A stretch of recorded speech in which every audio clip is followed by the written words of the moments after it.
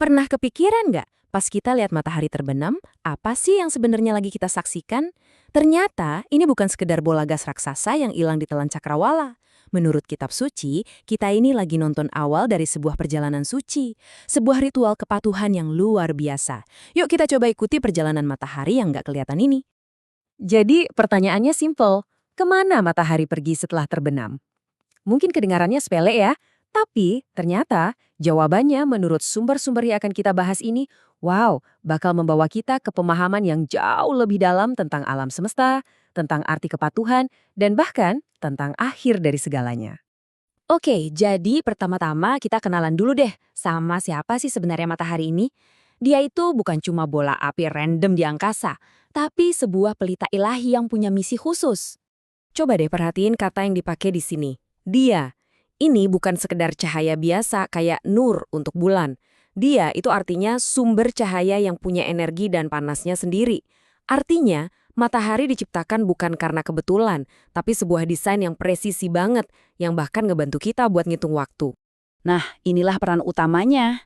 Matahari itu adalah ayatullah, sebuah tanda kekuasaan Tuhan yang bisa kita lihat langsung setiap hari. Siklusnya yang super teratur, kekuatannya yang dahsyat, itu semua adalah bukti nyata bagi siapa aja yang mau mikir bahwa ada sutradara agung di balik semua ini.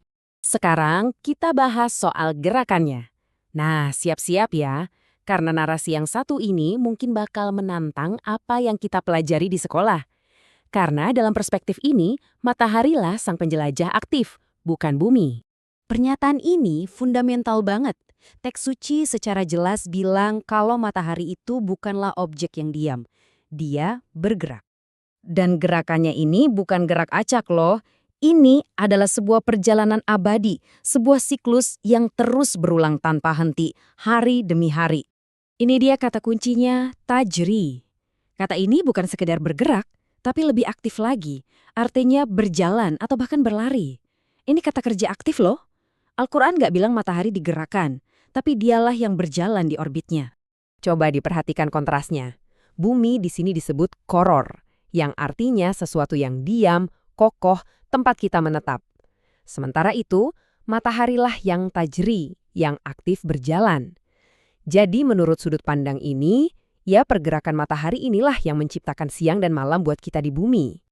Oke, kita sekarang sampai di bagian yang paling menakjubkan dari perjalanan harian matahari ini, yaitu tujuan akhirnya setelah dia terbenam. Dan ini bukan sekedar tujuan fisik, tapi sebuah puncak dari kepatuhan. Jadi, momen matahari tenggelam itu bukanlah akhir dari ceritanya. Justru, itu adalah awal dari fase berikutnya, sebuah perjalanan spiritual yang tersembunyi dari pandangan kita. Dan inilah jawabannya. Menurut sebuah hadits sahih, setelah terbenam, matahari itu terus berjalan sampai dia tiba di bawah arsy, yaitu singgasana Tuhan. Dan di sanalah dia bersujud. Tunggu dulu, sujudnya matahari itu gimana? Ya tentu bukan kayak sujudnya kita ya. Ini adalah sebuah bentuk kepatuhan tertinggi. Anggap aja kayak seorang prajurit yang melapor ke komandannya. Sebuah pernyataan total bahwa ia bergerak murni atas dasar perintah.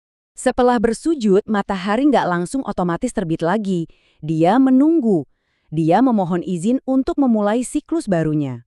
Ini seakan menunjukkan kalau alam semesta kita bukanlah mesin otomatis, melainkan diatur oleh perintah langsung, setiap saat. Tapi, rutinitas suci ini ternyata tidak akan berlangsung selamanya. Akan datang satu hari di mana siklus ini akan terputus. Dan saat itu terjadi, itu akan menjadi tanda terakhir bagi kita semua. Nah, begini perbedaannya. Setiap hari rutinitasnya sama. Matahari minta izin dan izin pun diberikan untuk terbit dari timur. Tapi pada hari terakhir nanti, dia akan tetap meminta izin. Namun kali ini, izinnya akan ditolak. Dan sebagai gantinya, datanglah sebuah perintah baru yang akan mengubah segalanya. Kembalilah dari arah engkau datang. Dengan kepatuhan yang sama, matahari akan berbalik arah. Dan untuk pertama kalinya dalam sejarah, ia akan terbit dari barat. Peristiwa ini bukan sekedar fenomena astronomi yang aneh. Ini adalah sinyal terakhir. Saat matahari terbit dari barat, saat itu jugalah pintu taubat bagi seluruh umat manusia akan ditutup rapat untuk selamanya. Nah, ini yang akhirnya membawa kita pada sebuah renungan. Coba bayangkan, kalau matahari yang begitu agung dan perkasa saja menunjukkan kepatuhan yang mutlak setiap harinya, bersujud dan meminta izin untuk bergerak, lalu bagaimana dengan kita?